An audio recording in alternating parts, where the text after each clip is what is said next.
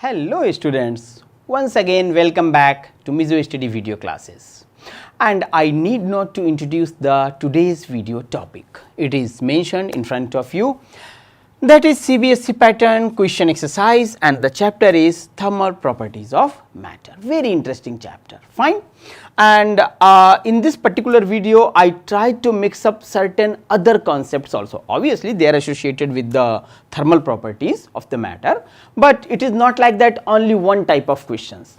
A wide range of questions I tried to pick up over here, and the entire discussion is as usual, as you know, few questions for mark 1, few questions for 2 marks, then 3, 4, 5 and so on.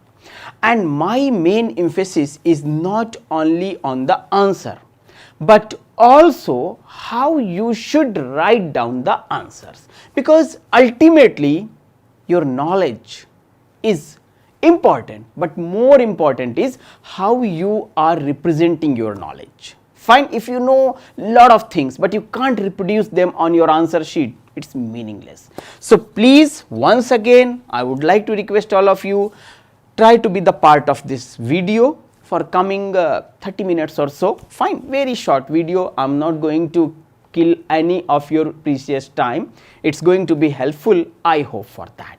So with this positive note, let's start the discussion, and here comes your first question.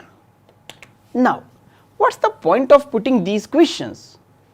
Simple. Point of putting these questions is so that you can inculcate a habit of taking care of even very minute details of any chapter. Normal tendency is what? Viscosity is something, okay, viscosity is this is the formula, that's it. But qualitative analysis is very important. Otherwise, in 1 mark, if you write this, that and this, that like that, 2, 3, 4 lines, but not exactly the answer, meaningless. Actually, I asked this question to few of my students and they were slightly confused. So I thought it's better just to mention this answer. So first thing is viscosity a vector? So your answer is no. Fine. Now the second point may come in your mind, viscosity is what? Viscosity is a type of force opposing the relative layer motions. So if it is a force, why it is not a vector quantity? Actually this is the doubt mentioned by few of my students. That is one point. Second point is, the name of the chapter is thermal properties, and I am starting with this viscosity. For what reason? Simple. For viscosity, if I am increasing the temperature, then is it like that the viscosity will be affected? Actually, I was trying to put the question in this manner. Temperature of a liquid has been increased by 30 degrees centigrade. What is the impact on viscosity? So there are 3 questions. First is viscosity a vector? Simple answer is no, viscosity is not a vector. Okay. Second question, if I am decreasing or increasing the temperature, then is it like that viscosity gets affected? Number 2. Number 3, viscosity is what? Opposing force between 2 successive layers of liquid, then why it is not a vector?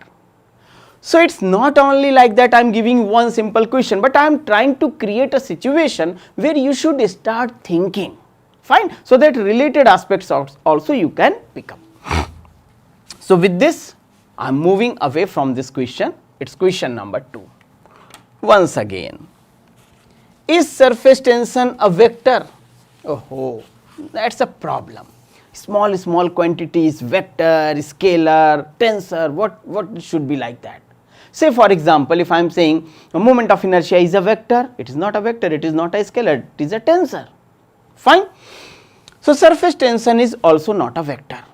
Fine, but is it like that I want only to ask this question in 1 mark? My idea is, if I am asking this question, if I am putting this question, you should try to actually think on this line and associated subtopics also. So what exactly the concept of surface tension? What is the formula F upon L? What is the dimensional formula? What exactly the property and why the surface tension is there? What will happen to the surface tension if I will increase the temperature? What will happen with the surface tension if I will add some impurities? So, unless and until you are not thinking on wider spectrum, it's really difficult for you to score good marks in physics. But if your thinking is wide on a wider spectrum, no one can stop you to score very good marks. Fine. So, surface tension is a vector? No, it is not a vector. Surface tension S or T is equal to force upon this line, length line, and then the dimensional formula accordingly you can mention. Fine. So, it was the presentation of these two questions associated with two fundamental quantities of material. Fine. Now, let us come on to question number 3, and over here students, please once again be very careful about the instructions. 2 marks. 2 marks means we need not to write down like 4, 5, 6 lines or 1 paragraph. Yes, 2 lines or something is required, the explanation. But as you can see over here I picked a numerical, because this numerical will give you the chance to brush up your basics of this chapter. Fine. 2 mercury droplets of radius 0.1 centimeter and 0.2 centimeters. It is like that I have 2 mercury droplets. Radius of one is R1, radius of one is R2. Both are different. Forget about the numbers for the time being. They collapse into one single drop. Fine. What amount of energy is released?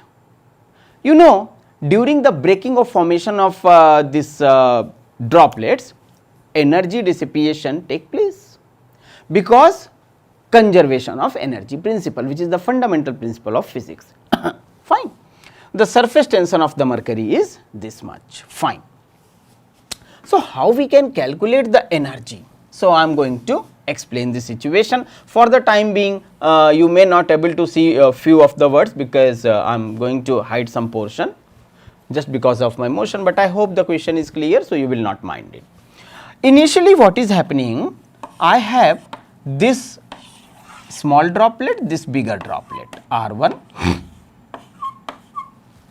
When I combine these 2 droplets will form one droplet, then obviously some work will be performed, and that work will come out in the form of energy. Fine. So, 2 droplets, combine them.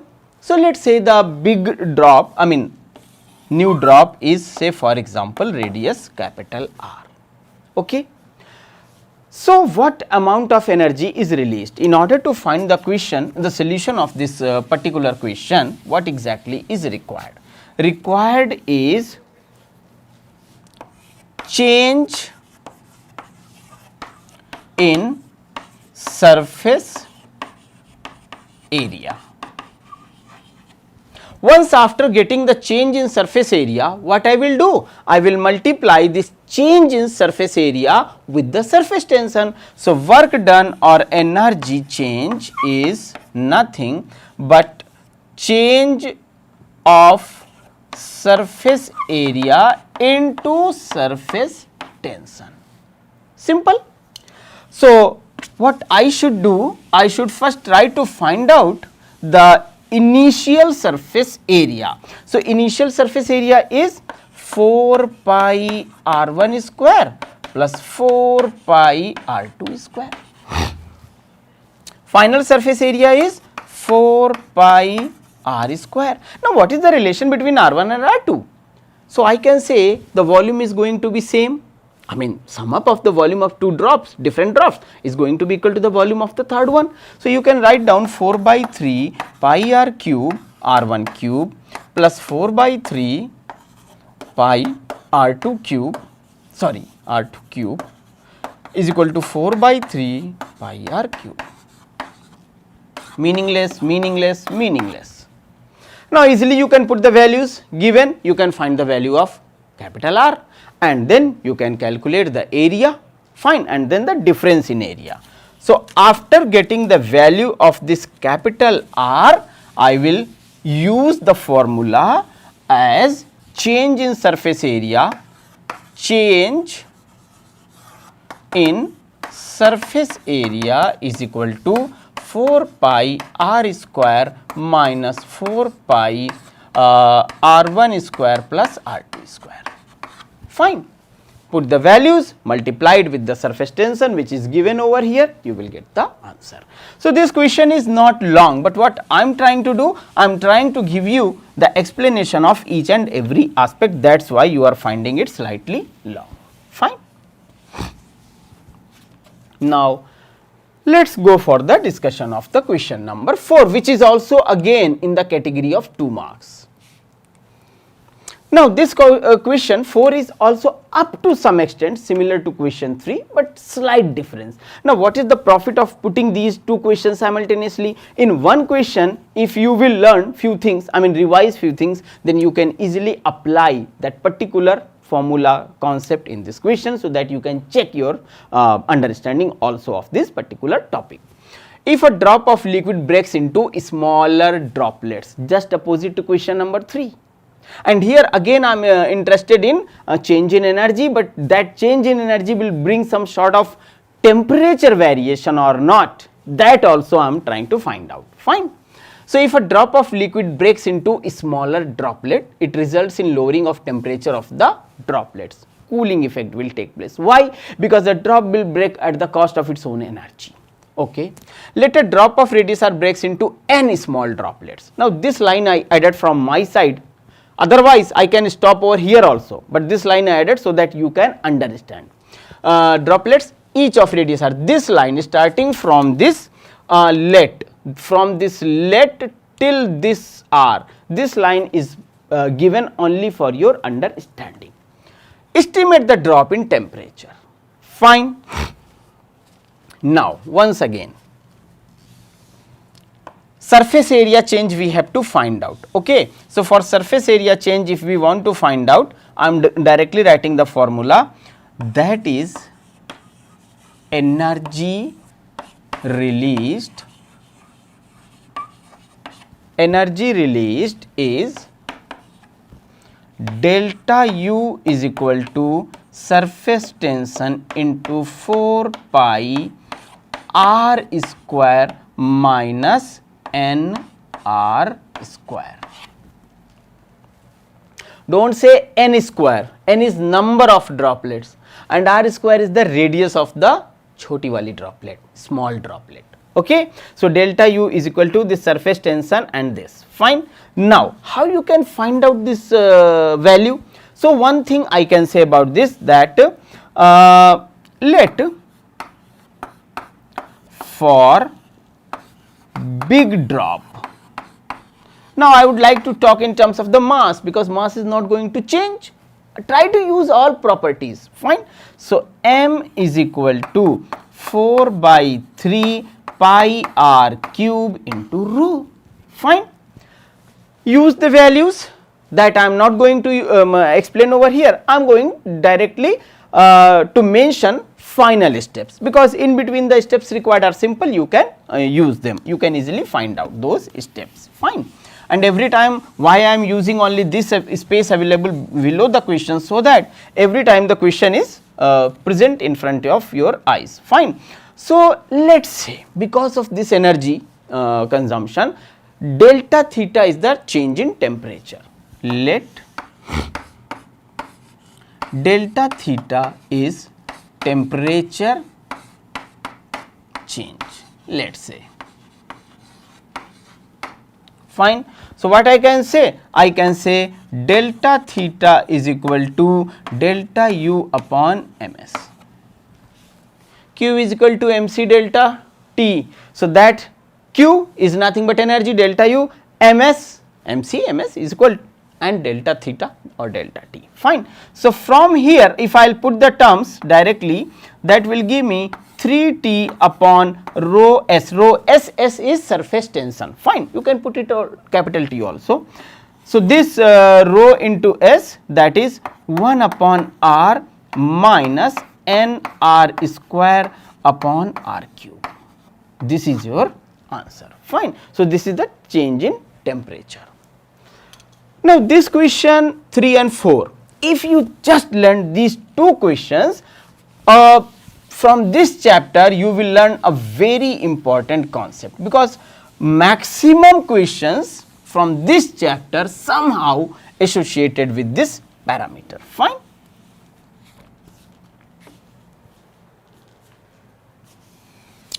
Then comes question number 5. Now question number 5 and 6, if you just take a look over here, question number 5 and 6, so instruction is this, 3 marks. Okay. So now it means you have to expand your explanation. Okay. Let us start this. Again here I am putting a numerical. Now why I am putting a numerical? Reason being, in this chapter concepts are not too much, not a lot derivations are also provided, but if you are just picking some numericals, what will happen? It will brush up your that concept and theory also, dual benefit, number 1. Number 2, when you calculate the numerical, and if you are correctly calculating and getting the final correct result, you will get full marks. But in theoretical questions, it may possible deduction of half marks or something like that. Fine. So if in examination paper you have a choice, or you can see if you want to skip, try to pick up numericals, because by this method you are ensuring at least full marks. Fine. So this question, the surface tension and vapor pressure of water at 20 degrees centigrade is 7.28 and 2.33, these values. One is surface tension, this value, and another is vapor pressure. Fine. What is the radius of spherical water droplet which can form without evaporating at 20 degree centigrade? Fine. I am sure few of you will find this question slightly difficult for understanding. Okay. So let me try to first explain this. Actually the first line is nothing but a data. Temperature is given, surface tension and vapor pressure P is given. What is the radius of spherical water droplet? Fine, water droplet, solid drop, which can form without evaporating at 20 degree centigrade. Means the formation is not consuming or giving back so much energy that evaporation is taking place. No, not like that. Fine. So basically what is happening? They want to find the radius of a drop, solid drop of liquid, with some specific values given. Fine. So let me allow to come over here so that I can write down the solution of this particular question. I will not take lot of your time. Fine. P is equal to 2S upon R. This is true for what? It is true for drop. And it is what? It is pressure which is given. It is surface tension which is given. So easily you can find out the radius of the solid drop. Fine. If you get the radius of this solid drop, then the formula is 2S upon P. Now it is P given, it is S given, and it is radius which you can easily find out. Now see the beauty, so long question and just one line answer. Yes, it is like that. In physics things are not difficult, they just want to check your understanding, that is it. Fine. So yes, that is important, and that is you can say calculation of numericals, and that is something which I can't help out. Reason being simple, if you are not very strong and fast moving during your calculations, you are suffering. Fine. So please try to make your calculation solid, strong. Okay. Then comes question number 6, and this question is again for 6 marks.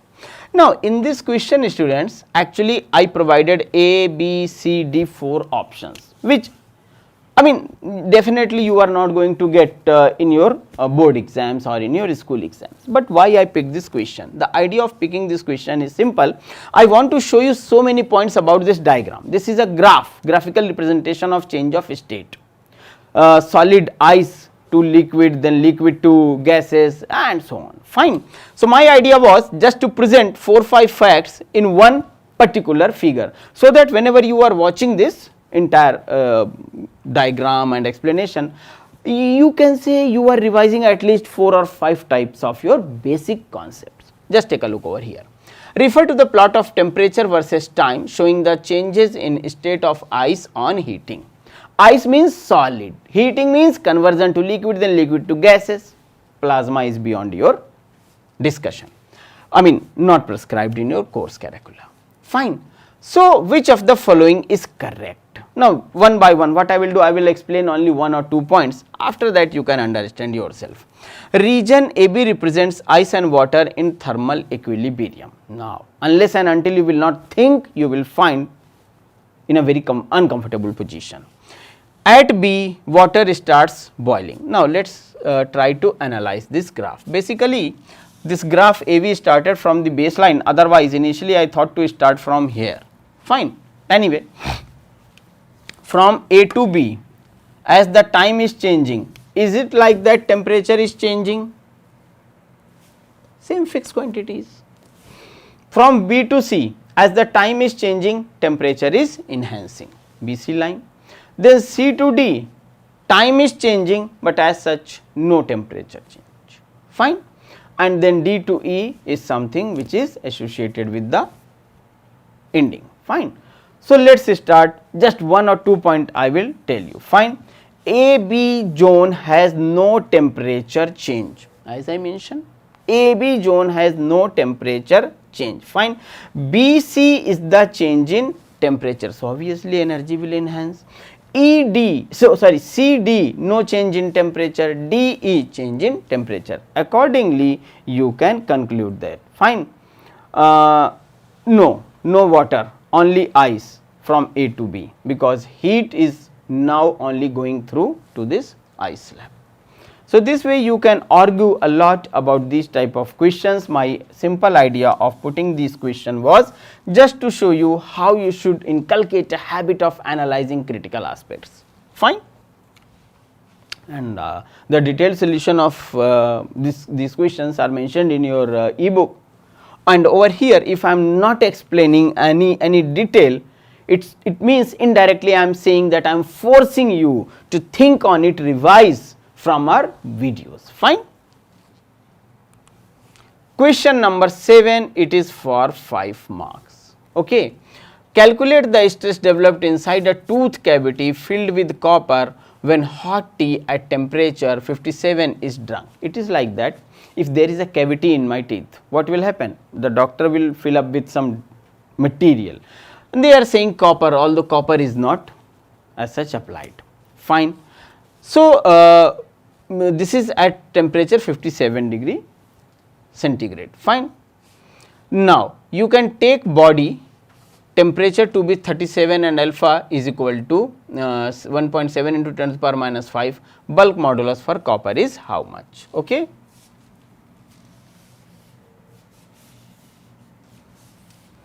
So, over here what I should say? I will say for this question that delta V upon V is equal to gamma delta theta, fine. Now, this is the basic formula. I will write down one more line over here, that is thermal stress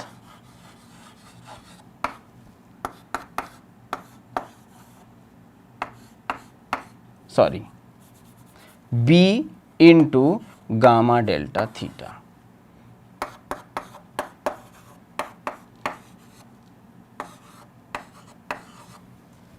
Fine, no difficult part, only I change the values and put them in the form of this value change process. So, as such it is anyway not difficult aspect, directly use the formula.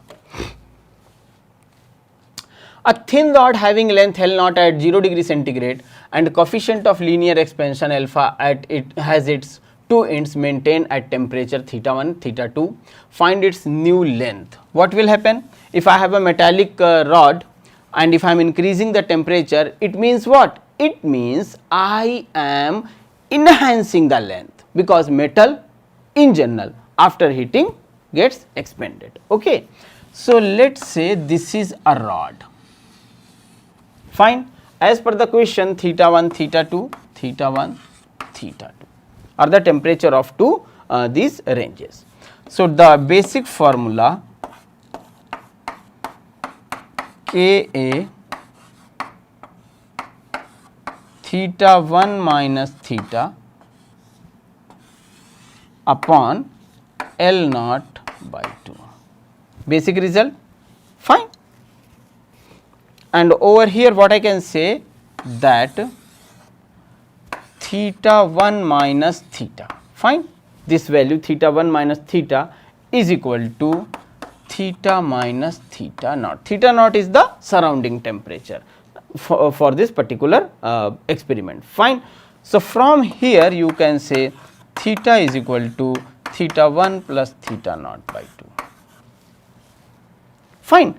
After using this formula, you can get length is equal to L naught 1 plus alpha theta, fine. So, as such this question is not a very difficult one, application of a basic formula, and that way you can get the solution of this basic problem. And if few of you are finding yourself in some uncomfortable position, please keep revising. That is why normally I used to mention. Here comes your question number 9, fine. Two separate air bubbles, radius R1 for example and R2. Clearly R1 is less than R2, formed by the same liquid, fine. Surface tension is same, came together to form a double bubble. Find the radius and sense of curvature of the internal film surface common to both the surfaces, bubbles, fine. So, situation is like this, I have this small bubble, I have this large bubble, okay, and they are correlated. Let us say this is RA, let us say this is RB. Let us say P1 is the pressure over here, PB is the pressure over here, okay, A, fine, yes, A and B, not 1, 2. So, from here what I can say? I can say PA minus PB is equal to 4 ST by R. Simple result, just 2 minutes back I used. And from here what you can say, that 1 upon RA minus 1 upon RB is equal to, fine. So, it is going to be the formula for this RB, oh it is R, new radius is R, fine. So, in this particular explanation we can use the values. So, I will get R is equal to RA RB upon RB minus RA. Put the values, you can easily find out the radius of curvature of the final bubble.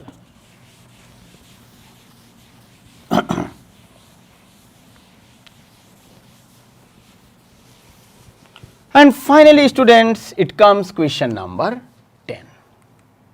10 gram of ice is added in 40 gram of water at 15 degree centigrade.